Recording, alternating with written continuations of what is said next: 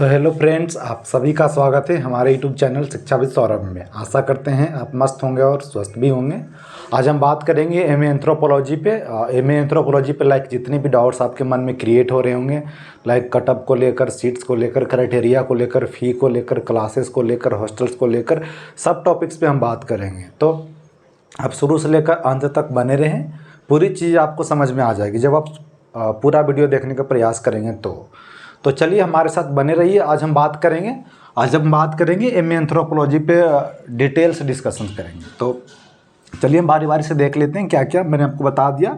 Eligibility criteria, seats, cutoff, classes, बस, hostel fee और जो भी आपके मन में डाउट्स आ रहे हैं सब क्लियर करने का प्रयास करेंगे। तो चलिए चलते हैं बारी बारी से। पहला हमारा क्या है? पहला हमारा है एलिजिबिलिटी क्राइटेरिया। आप किसी भी यूनिवर्सिटी में एडमिशन्स लेते हैं तो सबसे पहले क्या होता है, उस यूनिवर्सिटी का आपको क्राइटेरिया चेक करना पड़ता है। अगर आप उस यूनिवर्सिटी का क्राइटेरिया फॉलो नहीं कर पाते तो आपको एडमिशन वहाँ नहीं मिलेगी। तो सबसे पहले काम है आपको उस यूनिवर्सिटी को वेबसाइट पे जाकर क्राइटेरिया चेक करना पड़ता है कि आप एलिजिबल हैं या नहीं हैं। तो चलिए यहाँ यूनिवर्सिटी ऑफ हैदराबाद में अगर आप एडमिशन लेना चाहते हैं तो यहाँ का क्या क्राइटेरिया उस पर बात करते हैं। तो क्या है, at least 50% marks in bachelors degree. आपके बैचलर्स डिग्री में ओनली 50% मार्क्स चाहिए तो आप बिल्कुल यूनिवर्सिटी ऑफ हैदराबाद के लिए एलिजिबल है। आप किसी भी स्ट्रीम से हैं, ऐसा कोई रिस्ट्रिक्शंस नहीं है। अब आप बस आपके बैचलर्स में 50% मार्क्स हैं तो बिल्कुल आप एलिजिबल है, सिंपल है। अब बात करते हैं हम सीट्स पे। किसी भी यूनिवर्सिटी में आप एडमिशन लेंगे तो वहाँ के सीट्स के बारे में आप जरूर जानने का प्रयास करेंगे, तभी उससे एक अनुमान आप लगा पाते हैं कि मेरा एडमिशन वहाँ हो पाएगा या नहीं हो पाएगा। तो सीट्स जानना बहुत ज़रूरी होता है। तो चलिए सीट्स जान लेते हैं। टोटल सीट्स 40 है। कितने हैं? टोटल सीट्स 40 है। उसमें भी क्राइटेरिया वाइज सीट डिस्ट्रीब्यूट्स रहता है। जनरल्स के लिए कुछ रहते हैं, ओबीसी के लिए, SC ST EWS के लिए भी कुछ रहते हैं। तो कितने कितने सीट रिजर्व किए गए हैं? अगर आप जनरल कैटेगरी से हैं तो जनरल के लिए 16 सीट्स है, SC के लिए 6 सीट्स है, ST के लिए 3 सीट्स है, OBC के लिए 11 है, EWS के लिए 4 है, PH के लिए 2 है, DP कोटा के लिए 2 है। PH और DP कोटा जोड़ेंगे तो 40 + 4 हो जाएगा, 44 हो जाएगा। इसलिए मैं दोनों का अलग रखा हूँ। PH कोटा और DP कोटा को दोनों अलग है। अगर 40 में जोड़ेंगे दोनों तो 44 हो जाएगा, इसलिए दोनों का अलग रखें। तो टोटल 40 सीट से अब हम बात कर लेते काउंसलिंग टाइम। अब जब आएंगे तो क्या होता है कि मान लेते हैं आप OBC के बच्चे हैं, अगर आप टॉप 16 में आपके रैंक आ जाते हैं तो आपका एडमिशन जनरल से हो जाएगा और OBC वाला सीट्स खाली रह जाएगा। जैसा अगर आप जानते होंगे रिजर्वेशन तो बिल्कुल आपको दिक्कत नहीं आएगी। फिर भी मैं आपको 1 मिनट में समझा रहा हूँ।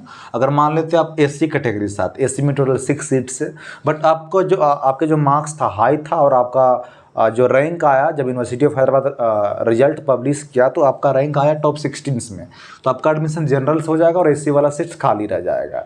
सेम आप EWS से भी अपना सकते हैं। EWS में 4 सीट्स है, बट अगर आपका मार्क्स हाई है और रिजल्ट पब्लिश किया यूनिवर्सिटी ऑफ हैदराबाद तो उसमें रैंक आपके टॉप 16 में है, तो आप बिल्कुल आपका एडमिशन जनरल से हो जाएगा और EWS वाला सीट्स खाली रह जाएगा। जो सीट्स खाली हुए हैं जिस कैटेगरी में, उस कैटेगरी के बच्चे के ही एडमिशन होंगे, ध्यान रखिएगा। जनरल में सभी बच्चे के एडमिशन होते हैं, बाकी जिस कैटेगरी में रिजर्व है उसी कैटेगरी के बच्चे के एडमिशन उसमें होगा, ध्यान रखिएगा। मैं किस रिजल्ट की बात कर रहा था? मैं जैसे कि आप अभी कुछ दिन में, जैसे अभी CUT PG का रिजल्ट आ चुका है, 1 वीक के बाद शायद यूनिवर्सिटी ऑफ हैदराबाद अपना रजिस्ट्रेशन पोर्टल ओपन करेगी, एडमिशन पोर्टल ओपन करेगी। उस पर आपको रजिस्टर करना है। उसमें आपको 10, 12 वगैरह, ग्रेजुएशन वगैरह का मार्क्स पुटअप करना, सर्टिफिकेट पुटअप करना है, CUT के रिजल्ट पुटअप करना है। ये सब करने के बाद आपको रजिस्टर करना है। कुछ रजिस्टर करने के बाद 1 महीने बाद आपको रिजल्ट पब्लिश करेंगे किनको किनको काउंसलिंग में आना, किनको किनको नहीं आना है, ये सब बात होती है। तो अब हम बात कर लेते हैं कटअप पे। मुझे लगता है आपसे सीट्स का जो रिजर्वेशन था मैं आपको समझा दिया। अब हम बात कर लेते हैं कटअप पे। तो मैं एक बात आपको कहना चाहूँगा कि यूनिवर्सिटी ऑफ हैदराबाद क्या है कि अपना जो ऑफिशियल कटअप रिलीज नहीं करती है comparison to other central university. क्या होता है कि अदर यूनिवर्सिटी में फर्स्ट लिस्ट आता, सेकेंड लिस्ट आता, थर्ड भी आता, फोर्थ भी आता, फिफ्थ भी आता। बट यूनिवर्सिटी ऑफ हैदराबाद में ऐसा रूल्स नहीं है। यहाँ क्या होता है, एक ही बार आपको काउंसलिंग के लिए बुलाया जाएगा। काउंसलिंग ऑफलाइन होगी। जो बच्चे काउंसलिंग में अटेंड करेंगे उन्हीं को एडमिशन मिलेगी, और जो काउंसलिंग में अटेंड नहीं करेंगे उनको बिल्कुल एडमिशन नहीं मिलेगी। तो क्या आप बोलेंगे कि सबको एडमिशन्स मिल जाएगी काउंसलिंग में? तो पहली बात ये है कि जितने लोग अप्लाई करेंगे रजिस्टर एडमिशन्स पोर्टल पे, सबको पहले काउंसलिंग के लिए नहीं बुलाया जाएगा। तो काउंसलिंग के लिए किसको बुलाई जाएगी? जितने भी सीट्स है, लाइक 40 सीट्स है, तो 40 का आप 3 मल्टीपल कर सकते हैं, 3 और 4 भी कर सकते हैं। 3 और 4 मल्टीपल करके बच्चे को बुलाते हैं। लाइक अब 3 और मीन्स 40 इंटू 3 और 4 करेंगे, लाइक तो 120 आ जाएगा और 160 के आसपास इतने बच्चे को बुलाते हैं लाइक करके। इससे ज़्यादा भी 5 भी कर सकते हैं, पर जनरली इतने बच्चों को बुलाते हैं। तो आप बोलेंगे 40 सीट से इतने बच्चों को क्यों बुलाते हैं? ऐसा इसलिए क्योंकि यहाँ एक ही बार काउंसलिंग के लिए बुलाया जाता है। यहाँ अदर यूनिवर्सिटी की तरह एक list, first list, second list, third, fourth, 5 ऐसा कुछ नहीं आता मेरिट लिस्ट। तो क्या है, एक ही बार होता है। तो बहुत बच्चे क्या करते हैं, मान लेते हैं वो 40 बच्चे को ही बुलाते हैं, मान लेते हैं अगर वो 40 बच्चे को ही बुलाते हैं, तो बहुत बच्चे क्या करेंगे, कहीं दूसरे जगह एडमिशन ले चुके होंगे, बहुत बच्चे आएंगे ही नहीं काउंसलिंग के लिए, किन्हीं का पर्सनल रीजन रहेगा, तो उसमें क्या होगा कि ज़्यादातर सीट खाली रह जाएगी। तो इसलिए यूनिवर्सिटी क्या करती है कि सीट खाली ना रहे, इसलिए वो ज़्यादा बच्चे को बुला लेते हैं। तो जो काउंसलिंग में आते हैं उनके एडमिशन होने की ज़्यादा चांसेस बनती है। ये ऐसा भी होता है जब मान लेते हैं आप काउंसलिंग में आते हैं और टोटल 40 सीट्स फुल हो गया, काउंसलिंग में आया, आपका एडमिशन नहीं हुआ, मान लेते हैं 2 बच्चे थे, दोनों का रह गया, बाकी सबके काउंसलिंग में एडमिशन मिल गया। तो क्या होता है, बहुत बच्चे एडमिशन कैंसिल करा कर जाते हैं भी, पर्सनल रीजन से चले जाते हैं। तो जब सीट्स खाली हो जाती है तो क्या करते हैं, जो काउंसलिंग में बच्चे आए हुए रहते हैं उनको कॉल करके बुलाते हैं कि भाई हमारे यहाँ सीट्स खाली हो गया, आप आइए और एडमिशन ले लीजिए। तो कुछ इस तरह से। तो मैं क्या कह रहा था कि मैं यूनिवर्सिटी ऑफ हैदराबाद अपना ऑफिशियल कट ऑफ रिलीज नहीं करती है, जो काउंसलिंग के लिए आते हैं उन्हीं को एडमिशन मिलती है। चाहे आपके हाई रैंक था, लो रैंक था, ज़्यादा मार्क्स था, कम मार्क्स था, उस पर डिपेंड नहीं करता। जो काउंसलिंग के लिए आएंगे उन्हीं को एडमिशन मिलेगी। फिर भी एक अनुमान के तौर पर कितना कट ऑफ जा सकती है, इस कितने मार्क्स पे आप सेफ स्कोर में हैं, कितने मार्क्स पे आपको काउंसलिंग के लिए बुलाया जाएगा, तो उस पर हम बात कर लेते हैं। अगर आप जनरल कैटेगरी से हैं तो आपके 190 के आसपास आपके मार्क्स है, तो बिल्कुल आपको काउंसलिंग के लिए बुलाया जाएगा। इससे 10 मार्क्स बढ़ भी सकता, घट भी सकता, क्योंकि मैं आपको पहले ही बता रहा हूँ कि यूनिवर्सिटी ऑफ हैदराबाद अपना ऑफिशियल कट ऑफ रिलीज नहीं करती है। मैं एक अनुमान के तौर पे बना रहा हूँ, पिछले साल के बेसिस पे बना रहा हूँ। पिछले साल के बेसिस करने मतलब कि पिछले साल जो बच्चे थे जनरल्स के, उसके जनरल वाले लास्ट बच्चे कितने मार्क्स पे एडमिशन हुआ, इस बेसिस पे 10 मार्क्स घट भी सकता, बढ़ भी सकता। इस बार क्या हुआ, थोड़ी आप जैसा जानते हैं कि पीजी में, सीयूटी पीजी में थोड़ा टाइम भी कम कर दिया गया, इससे थोड़ा कम भी सकता है, बढ़ भी सकता है। तेज स्टूडेंट को फ़ायदा मिल जाएगा, जो टाइम टेकिंग स्टूडेंट था उसको थोड़ा उनको थोड़ा लॉस हो जाएगा। तो 190 के आसपास आपके मार्क्स है तो बिल्कुल आपको काउंसलिंग के लिए बुला लिया जाएगा। EWS वाले 185 के आसपास है तो बिल्कुल सेफ़ हैं। OBC वाले 175, SC वाले 160, ST वाले 130, PH कैंडिडेट 100 और DP कोटा कितने भी मार्क्स रहे आप आ जाइए। और DP कोटा वाले और जो PH कैंडिडेट हैं, PH कैंडिडेट में क्या होता है, PH कैंडिडेट में मान लेते हैं यहाँ कितना है, 2 सीट रिजर्व है। तो मान लेते जो PH कैंडिडेट है, जो फिजिकल हैंडीकेप्ड स्टूडेंट है, जिसको हिंदी में विकलांग भी बोलते हैं, तो मान लेते काउंसलिंग के लिए 2 बच्चे आते हैं, PH कैंडिडेट में 2 बच्चे काउंसलिंग के लिए आते हैं PH के रूप में, तो दोनों बच्चों को एडमिशन मिल जाएगा, चाहे आपके कितने भी मार्क्स हो। मैंने 100 मार्क्स बस ऐसा ही लिख दिया, चाहे आपके 50 मार्क्स भी रहेंगे, अगर 2 ही बच्चे काउंसलिंग में आते हैं तो आपको दोनों बच्चों को एडमिशन मिल जाएगा। हाँ, कब नहीं मिलेगी, मान लेते हैं यहाँ पर 2 सीट से और PH कैंडिडेट 4 आ गए हैं, तो सबसे ज़्यादा जिनका मार्क्स रहेगा उन्हीं का 2 में होगा। अगर 6 बच्चे आ गए हैं तो उनको 2 ही के लेना, जिनका टॉप 2 में मार्क्स रहेगा उन्हीं को लेंगे। तो मैं ये कह रहा हूँ कि अगर 2 बच्चे आ जाएंगे, सिर्फ 2 ही बच्चे आएंगे तो दोनों के एडमिशन मिल जाएगा, चाहे उनके कितने भी मार्क्स हों। सिंपल, समझ गए होंगे। और DP कोटा वाले आपके कितने भी मार्क्स रहे आ जाइए, कोई दिक्कत नहीं है। अब हम बात करते हैं क्लासेस पे। आपके मन में अब ये डाउट्स आ रहे हैं कि सर हमारी क्लासेस कहाँ चलती है। तो आपकी classes school of social science में चलती है। Comparison to other central university यहाँ डिपार्टमेंट नहीं चलती है। जैसे कि अदर यूनिवर्सिटी में आप देखेंगे कि department of anthropology, department of Hindi, department of English, chemistry department, political science department, ऐसा नहीं है। यहाँ स्कूल बेसिस पे चलती है। तो आपके जो क्लासेस चलेंगे स्कूल ऑफ सोशल साइंस में चलेंगे, यानी कि सोशल साइंस में जितने भी सब्जेक्ट्स आते हैं, हिस्ट्री, पॉलिटिकल साइंस, सोशियोलॉजी, ये सब क्लासेस कहाँ चलते हैं, स्कूल ऑफ सोशल साइंस में ही चलते हैं। तो ये क्लासेस आपके कहाँ चलेंगे, स्कूल ऑफ सोशल साइंस में। अब आपके मन में डाउट्स आ रहा होगा, क्या सर बस फैसिलिटीज अवेलेबल है? बिल्कुल बस फैसिलिटी अवेलेबल है। हमारी यूनिवर्सिटी के ही बस से पैसा नहीं लगती है, फ्री ऑफ कॉस्ट है। आप अपने हॉस्टल से बैठ के क्लासेस जा सकते हैं, क्लासेस बैठ कर हॉस्टल आ सकते हैं, चाहे कहीं भी घूम सकते हैं बस से। और कैंपस क्या बोलते हैं, स्पोर्ट्स कम्प्लेक्स जा सकते हैं, ग्राउंड जा सकते हैं। आपके कैंपस में कहीं भी घूमने का मन हो, कैंपस में मैं बात कर रहा हूँ, ईस्ट कैंपस जाना है, वेस्ट कैंपस जाना है, साउथ कैंपस जाना है, जो भी आपके मन में है, तो बिल्कुल बस से जा सकते हैं, आपको पैसा नहीं लगेगी। इसलिए मैं बता रहा हूँ, क्योंकि एडमिशन आप ले लेंगे तो आपको बस से यात्रा करना ही पड़ेगा, क्योंकि क्लासेस हॉस्टल थोड़ी दूरी पे है, तो आपको बस से ही आना जाना। जो जिनके पास बाइक रहता है, साइकिल रहता हो, तो चले जाते हैं। तो ध्यान रखिएगा, बस आपके पास फैसिलिटी अवेलेबल है, बिल्कुल बस से आ जा सकते हैं। हम बात कर लेते हैं हॉस्टल। क्या सबको हॉस्टल मिलती है? जी, 100% हॉस्टल की गारंटी है, सबको हॉस्टल मिलेगी। चाहे आप गर्ल्स हैं, बॉयज़ हैं, किसी भी स्टेट से आप हैं, कितने भी आपके कम मार्क्स हैं, जिनका भी एडमिशन हो जाएगी, 100% हॉस्टल मिलेगी, सबको हॉस्टल मिलती है। हॉस्टल फ़ी कितना है? 500। हॉस्टल फ़ी 500 रुपया लगेगा इन 8 सेमेस्टर्स। पर सेमेस्टर में आपको 500 रुपया लगेगा। कहने का मतलब हुआ कि 6 महीने में आपको 500 रुपया देना है हॉस्टल चार्ज के रूप में। और मुझे ऐसा लगता है कि इससे बढ़िया हॉस्टल आपको कहीं भी किसी भी यूनिवर्सिटी में नहीं मिल सकता है, बिलीव मी। ना ऐसा आपको इंफ्रास्ट्रक्चर से मिलेगा, या जैसा कि हॉस्टल्स के आसपास इन्वायरमेंट है, आप हॉस्टल्स के खिड़की पे बर्ड्स बैठ जाते हैं, लाइक आप खिड़की से देख सकते हैं, हिरन भी आसपास घूमते रहते हैं, मोर भी घूमते रहते हैं, बहुत सारे पक्षी वगैरह आते रहते हैं। तो ये सब आम बात हो जाता है यहाँ देखना। हॉस्टल की फैसिलिटी की मैं बात करूँ तो हॉस्टल वाली वीडियो में जाकर आप देख सकते हैं, पुरानी वीडियो है, क्वालिटी उसमें नहीं है, पर कंटेंट बढ़िया है। उसमें बहुत ज़्यादा व्यू गया, लाइक 3.7K के आसपास, 3.8K, शायद 4K भी चला गया होगा, मुझे ध्यान नहीं है, मैं बहुत पहले देखा था। तो अब जाकर हॉस्टल वाले, और उसी में मेस इंक्लूडेड भी है, दोनों देख सकते हैं। आपको हॉस्टल के और भी क्या क्या फैसिलिटीज़ आपको मिलेगी, मेस में कितने पैसा आपको देने पड़ेंगे, क्या क्या फैसिलिटी आपको मिल रहा है, मेन्यू में क्या क्या रहता है, क्या रूल्स है, सब कुछ उसमें मिल जाएगा। तो अगर आपने अभी तक नहीं देखा हॉस्टल मेस वाला वीडियो, तो जाकर देख लेंगे। कोशिश करेंगे हम नई वीडियो बनाने का, अभी तो सब्जेक्ट्स पे ही बना रहे हैं, हम भी स्टूडेंट से, टाइम नहीं मिल पा रहा, तो क्या करें। तो इसलिए पुराने वाले वीडियो ही देख लीजिए, नए वाले आएगा तो आपको इन्फॉर्मेशन मिल ही जाएगा। अगर आप नए हैं तो सब्सक्राइब कर लीजिए, जैसे ही वीडियो अपलोड होगी आपको इन्फॉर्मेशन मिल जाएगी, तो जाकर देख लीजिएगा। जनरली मैं अभी शॉर्ट में लेने का प्रयास कर रहा हूँ। तो हॉस्टल का फ़ी जो है 500 रुपये लगेगा 6 महीने में। हॉस्टल आपको कब मिलेगी? एडमिशन टाइम में ही आपको हॉस्टल मिल जाएगी। जिस दिन आपका एडमिशन होगा उसी दिन आपको हॉस्टल मिल जाएगा, ध्यान रखिए। अब हम बात कर लेते हैं फ़ी स्ट्रक्चर्स पे। बहुत सारे बच्चे के ये प्रश्न होते हैं कि क्या 2 साल में हमारी कितनी खर्च होगी। तो बिल्कुल लाजिम सवाल है। बहुत बच्चे मिडिल क्लास से होते हैं, छोटे छोटे कस्बे गांव से होते हैं, जो बढ़िया यूनिवर्सिटी में पढ़ना चाहते हैं, हार्ड शहर में पढ़ना चाहते हैं, तो वो पहले खर्च देखते हैं कि क्या हम वहाँ के लिए अफोर्डेबल है कि नहीं है। जैसे आप देखते होंगे बहुत ज़्यादा बच्चे क्या करते हैं, ड्यू में बिल्कुल नहीं जाना चाहते हैं। कारण ये नहीं कि यूनिवर्सिटी बढ़िया नहीं है, कारण ये है कि वहाँ के बच्चे अफोर्डेबल नहीं हैं। वहाँ जाने के लिए बच्चे डरते हैं कि खर्च ज़्यादा हो जाएगी, हम कहाँ रहेंगे, कैसा रहेंगे, ये सब के लिए सोचते हैं। तो फ़ी स्ट्रक्चर जान लेना ज़रूरी है। आपको एडमिशन टाइम कितना देना पड़ेगा? 7,250 रुपीज़ देना पड़ेगा।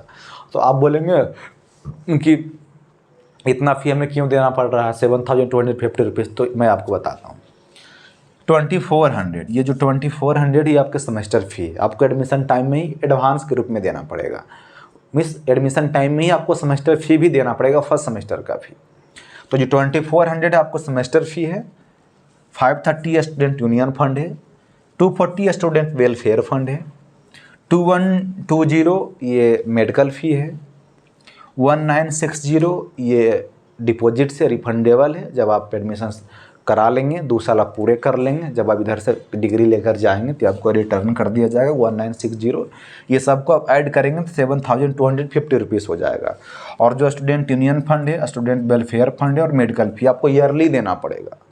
जब भी 1 साल पूरे होंगे आपको ये तीनों पेमेंट करना पड़ेगा फिर से।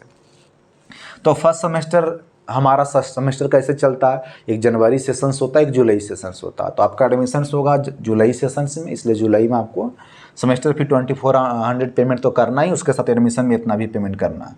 और एडमिशन टाइम, मैं इस चीज़ पर कोर्स की बात कर रहा हूँ। एडमिशन टाइम आपको 1 महीने का हॉस्टल 6 महीने का हॉस्टल चार्ज प्लस लगेगा एडवांस ग्रुप में, 1 महीने का मेस फीस भी उसमें इंक्लूडेड रहेगा एडवांस के रूप में।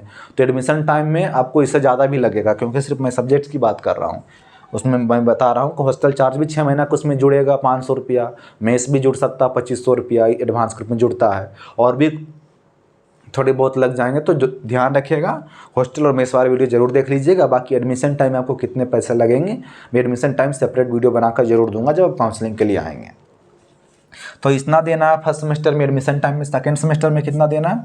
2400 देना। आप बोलेंगे सेकंड सेमेस्टर में इतना ही क्यों? तो मैं जैसे आपको बता रहा हूँ कि ये जो 3 है, student union fund, student welfare fund, medical fee, ये आपको ईयरली देना है। और जो डिपॉजिट्स के रूप में, रिफंडेबल के रूप में, ये सिर्फ आपको एडमिशन टाइम में ही देना, उसके बाद कभी भी नहीं देना। तो सेकेंड सेमेस्टर में आपके जुलाई सेशंस हो जाएंगे, अभी 1 साल आपके पूरे नहीं हुए, इसलिए 2400 ही देना है। फिर थर्ड सेमेस्टर में आपके 1 साल पूरे हो जाएंगे। जैसे ही आपके 1 साल कंप्लीट हो जाएंगे, जैसा मैंने आपको बताया, जैसे ही आपके 1 ईयर कंप्लीट हो जाएंगे तो आपको student union fund, student welfare fund, medical fee plus semester fee तो आपको हर साल देना है, हर सेमेस्टर देना ही है, तो उसमें इंक्लूडेड रहेगा। ये सबको आप ऐड करेंगे तो 5290 देना पड़ेगा थर्ड सेमेस्टर में। फिर फोर्थ सेमेस्टर में वही सिचुएशन आ जाएगा, सिर्फ सेमेस्टर फी देना है 2400। अब हम बात कर लेते हैं SC ST वाले का। ये 2890 आपको देना पड़ेगा ईयरली, आपको सेमेस्टर फ़ी नहीं देना, आपको ईयरली देना। 2890 कैसे हो रहा है? आप student union fund, student welfare fund और ये मेडिकल फ़ी जोड़ेंगे तो 2890 आपके हो जाएंगे। ये तीनों ऐड करेंगे तो 2890 हो जाएंगे, आपको ईयरली देना है। फिर PWD के बच्चे का बात करेंगे तो 4850। ये 4850 क्या है? पहले हम यहाँ देख लेते हैं। 2890 आपको भी ईयरली ही देना है। क्या क्या ईयरली? 2890 कैसे देना मैं आपको बता दिया। Student union fund, student welfare fund, medical fee add करेंगे तो 2890 हो जाएगा, आपको भी ईयरली देना। बट PWD के एडमिशन टाइम आपको डिपॉजिट्स भी देना है, रिफंडेबल के रूप में भी आपको देना है। वो SC ST वाले बच्चे के लिए नहीं है, सिर्फ PWD वाले बच्चे के लिए। तो आपको इसमें ऐड 2890 में आपको आप 1960 डिपॉजिट्स वाले फ़ी ऐड करेंगे तो 4850 हो जाएगा। बाकी एडमिशन के बाद फिर आपको इतना ही देना ईयरली के रूप में 2890। तो गाइस मुझे लगता होगा मैं फ़ी के बारे में आपके जितने भी डाउट्स बन रहे हैं मैं क्लियर कर दिया हूँ। और उसके अलावा सब्जेक्ट्स के बारे में भी जितने भी डाउट्स बन रहे हैं तो मुझे लगता है मैंने आपके डाउट्स क्लियर करने का प्रयास किया है। इसके अलावा भी आपके मन में कोई डाउट्स रह गए होंगे, पर्सनल डाउट्स तो हर किसी के मन में होते हैं। तो अगर इसके अलावा आपके मन में कोई डाउट्स रह गए हैं, आप बिल्कुल SU ही आपको चाहिए या कि कोई और यूनिवर्सिटी भी चाहिए एंथ्रोपोलॉजी से रिलेटेड, तो बिल्कुल हमसे आप प्रश्न पेड काउंसलिंग ले सकते हैं। जैसे कि पेड काउंसलिंग में आपको क्या क्या फैसिलिटी दिया जाएगा मैं आपको थोड़ा सा बता देता हूँ।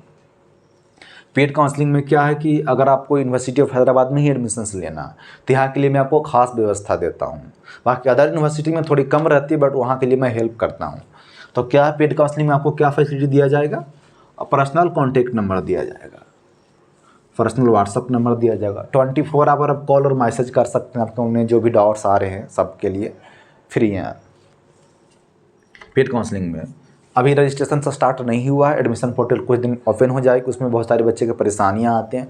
तो अगर आपके फॉर्म भरने में इस एडमिशन पोर्टल पे अप्लाई करने में कुछ प्रॉब्लम्स आएगी तो मैं आपको सोल्व करूंगा, या किसी से नहीं भर पाता तो मैं खुद भर देता हूँ, प्रयास करता हूँ भरने का। ये ट्रेवल क्या है? तो जैसे मान लेते हैं आप नॉर्थ इंडिया से या नॉर्थ ईस्ट से हैं, नॉर्थ ईस्ट वगैरह से हैं या कहीं से भी हैं, अगर आप SU आना चाह रहे हैं तो आपको पता नहीं चल रही चीज़ें कि भैया या सर हमको कैसे जाना है, कहाँ उतरना, कौन से स्टेशन से लीव करना, कौन से स्टेशन पे हमें स्टे करना है। फिर आ जाएंगे तो आने के बाद आपको तो जिस दिन आएंगे उस दिन तो आपको एडमिशन मिलेगी नहीं, उसके पहले आपको कहीं होटल में रहना पड़ेगा, क्योंकि उसके कल होकर ही आपके एडमिशन मिलेंगे। हो सकता है आप 2 दिन पहले आ गए तो आपको बाहर ही रहना पड़ेगा। जब तक आपके एडमिशन नहीं हो जाएंगे तब तो कैंपस में आपको हॉस्टल मिलेगी नहीं। तो क्या ट्रेवल में वही सब प्रॉब्लम्स क्रिएट आपके होंगे कि आपको कैसे आना, कहाँ उतरनी है, कौन से स्टेशन पे हमको ट्रेन पकड़नी है, कौन से स्टेशन पे उतरनी है, आ जाने के बाद हमको कहाँ रहनी है, कहाँ होटल हमें मिलेंगे।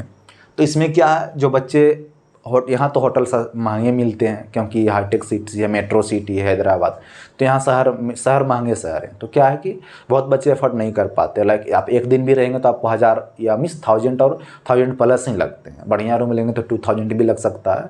तो जो बच्चे एफर्ट नहीं कर पाते, गर्ल्स और बॉयज़ दोनों के लिए मैं बोल रहा हूँ, तो उनको अपने हॉस्टल में एडजस्टमेंट करने का प्रयास करता हूँ।